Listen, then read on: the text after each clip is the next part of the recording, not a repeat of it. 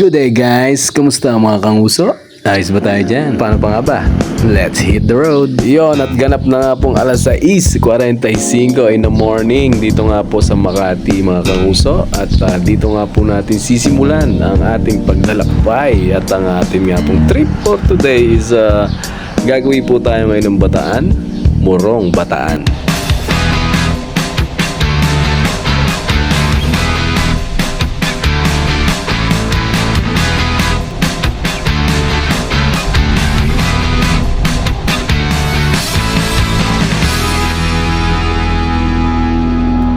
At sa ngayon nga po kay Paring Bugel, mas mapapabilis nga raw po ang ating trip kung dito nga raw po tayo dadaan sa Subic. Salamat sa tulong mo, Paring Bugel.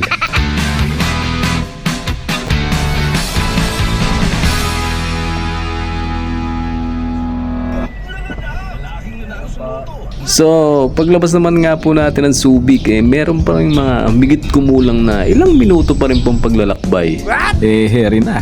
And we are just arrived. Wow, ganda ng entrada. Okay, security check.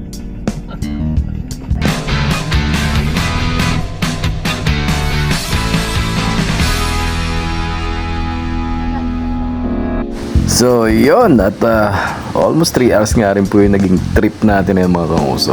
At dito na nga po tayo sa Anbay reception. At baba lang muna natin to syempre at hingi tayo ng next instruction kay Bossing. Tayo nga raw po ay lumapit din at hingi raw po tayo ng voucher para po sa ating chicha. Bali 4 na voucher nga po yun na ibigay sa atin. Meron po ditong pang lunch, pang dinner at sinamahan na rin pang breakfast. Yung isa para sa room at doon lang daw po banda yung kanilang cafeteria, tawid kalsada lang. Let's go! Kain muna tayo!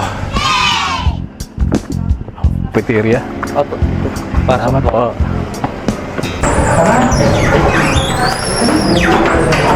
Ayos, ito na nga yun. At kailangan po nating pumirma sa voucher para alright.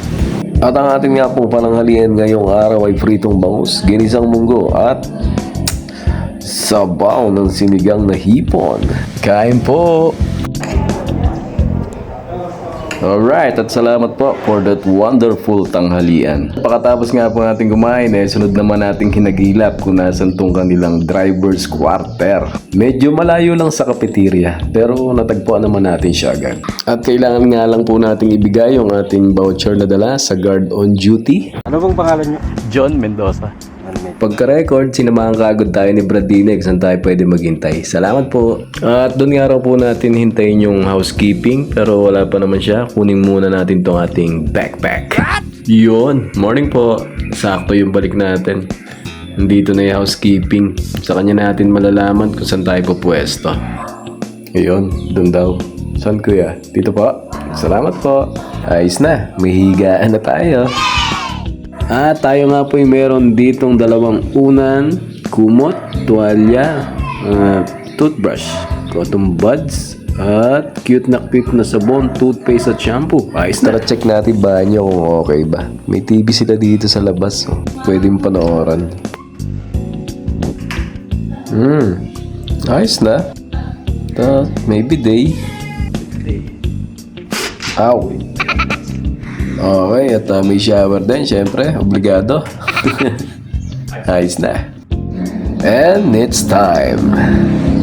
It's time to rest. Paano pa nga ba? Tara idlip.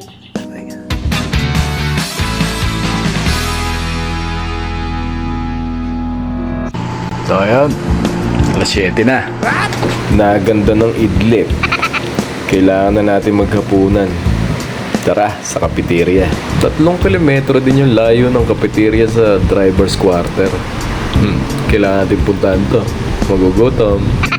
Okay, gaya lang din kanina. Pili ka muna ng pagkain mo, lagda sa voucher, and here's our order. Thanks po. At ang ating nga pong dinner for tonight mga kanguso are same soup lang din po yung kaninang tanghali, inihaw na talong at chicken curry. Curry? Oops, wait lang. At nakalimutan natin yung ating drinks. May free iced tea nga po pala yung kanilang meal dito. Kain po! Okay, salamat po sa masarap na gabihan at pinuno na rin natin tong ating tubigan at wala pong patubig sa driver's quarter. Pagdating nga po natin dito sa ating quarter pahinga lang ng konti, wash-wash ng konti at eto na, handa na ako sa mahaba-habang tulugan. What? Hehe. Good night. Apakalabig naman.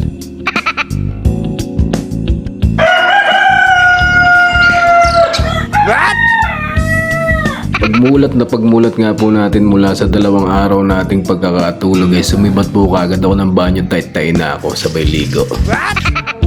Pagkatapos nga po inayos ko lang yung konti nating gamit din sabay check out na po tayo ngayong araw at pupunta po tayo ngayon sa cafeteria. Mag-early lunch tayo para anytime na tawagan tayo nila bossing good to go na tayo, di ba? Sabi mo eh. Yun paano pa nga ba? Aba, kain po tayo. Yan yung beach nila mga kanguso. Mukhang maganda, no? Kaya lang di tayo pwedeng lumapit dun Bahala ka dyan, uwi na kami. At back to Manila na nga po tayo mga kanguso. At syempre maraming salamat po sa inyong pagsama sa aking trip. Mag-ingat po tayong parate. Hanggang sa muli.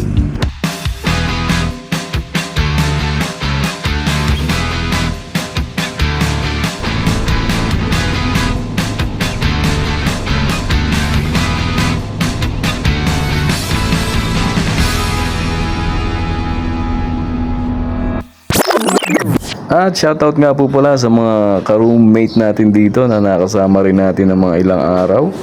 Yang hiya po sila mga balot na balot. Kala mo mga mami